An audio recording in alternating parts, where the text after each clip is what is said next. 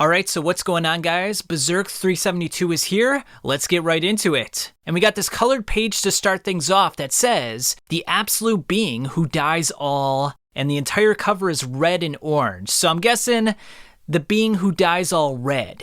And it's a really nice panel. I really like Griffith and Casca here. And then you got Falconia in the distance. Hey, are you looking for some Berserk merch? Check out the link in description now. They offer free worldwide shipping over $49.90. Amazing prices and all 30% off. Use the link in my description. Now it starts off in a very interesting fashion. It's Casca's perspective of the abduction. So we see Casca waking up, she's looking off at Elfhelm as it's crumbling down into the sea, and she's like, he's disappearing into the distance. And she sees a fleeting image of Guts walking away. A very somber start to the chapter. And then she wakes up in a bed in a huge chamber. And the first thing that she does is she looks over at her brand of sacrifice, which doesn't seem to be spurting blood at this point. And then she wonders to herself, a dream?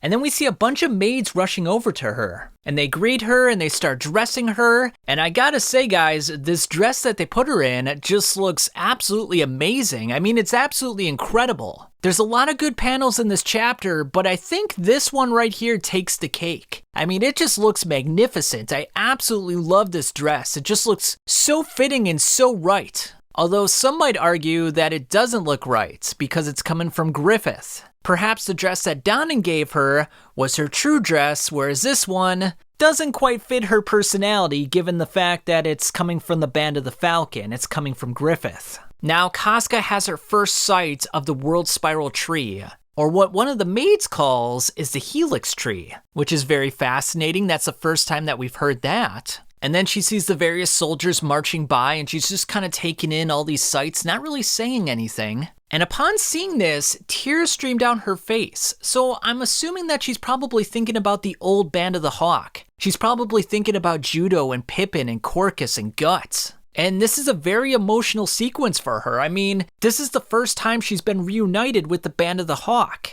So, I mean, it's got to be very trying on her and very emotional. She then moves on to a garden and even plays with some children. So she's really taking in all the sights and smells and the absolute ambiance that is Falconia. She's being shown the best of the best that Griffith has to offer. And it's almost his way of trying to convince her that, hey, isn't life here so great? Isn't it so grand? You don't need to be with Guts.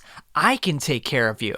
In the next panel, we got a nice piece of eye candy right here. You know, Casca's taking a bath, can't complain there. But as she's cupping the water in her hands, she begins to remember Shirka, Farnese, Lady Donnan, Isidro, Isma, Serpico. They're all flooding into her memories. And she's saying to herself, what's this? And I really love this manga panel right here. The one of the water dropping down right above Casca's head. Right above her brain, right above her memories. I mean, so iconic. Berserk has always been about these allusions to water and how it represents the unconscious. You know, I've talked about this in a lot of my videos, the allusions to Carl Jung and Friedrich Nietzsche, and how the astral world itself is represented via water. So I really love this panel. It's just so iconic, just looks so clean and beautiful, really nicely done on Studio Gaga's part. And in an intense juxtaposition, Casca begins to remember that she was torn away from her friends, that the home of the elves was destroyed, and she was torn away from Guts, her lover. And in a fit of rage, she begins to fight back. She uses a vase to smash one of the soldiers,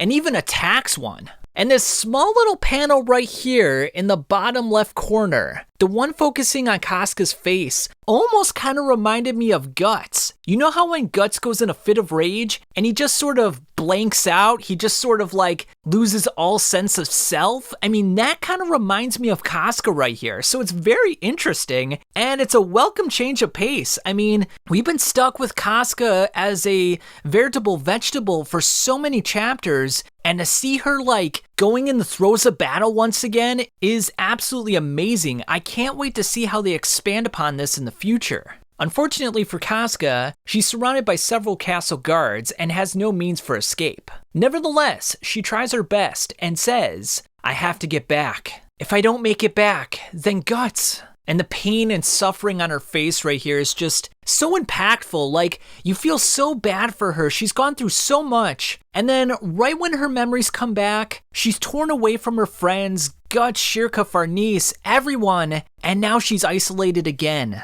She was isolated from herself for so long, and now she's isolated from her friends, so she just can't catch a break. She later wakes up in a bed, and it looks like she's been subdued. Later on, Irvine, Locust, and Grumbeld report that she's been subdued.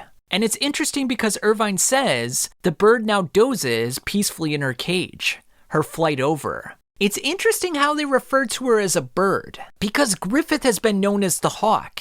And so, even though Casca's been gone from his grasp for so long, he still has this possessive personality where he considers Casca part of his possessions. And this really feeds into the narcissistic personality that Griffith doesn't really see people as people. He sees them as things that he owns. You know, he saw Guts as something that he owned. You now belong to me.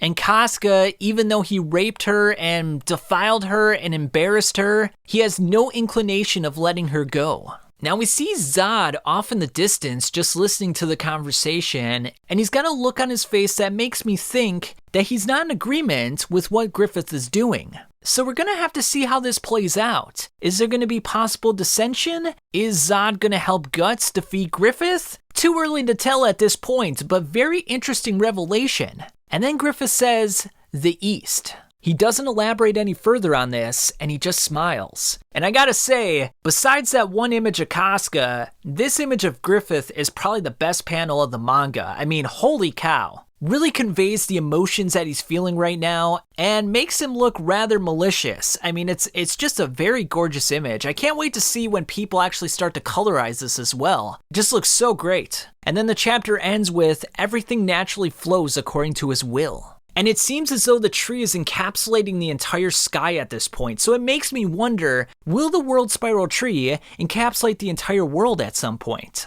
And what's the ultimate purpose? Is it to bring the God Hand to the physical world? Is it to make the astral world and the physical worlds one?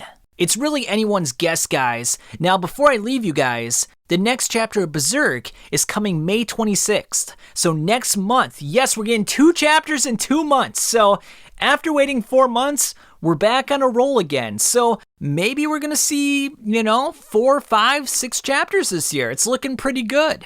But tell me what you guys saw this chapter. When do you guys think we'll see Guts again? We last left him when he was in literally a pit of despair and seemed like there was no hope. But yeah, tell me what you guys thought. Subscribe if you haven't already, and I'll catch you on the flip side.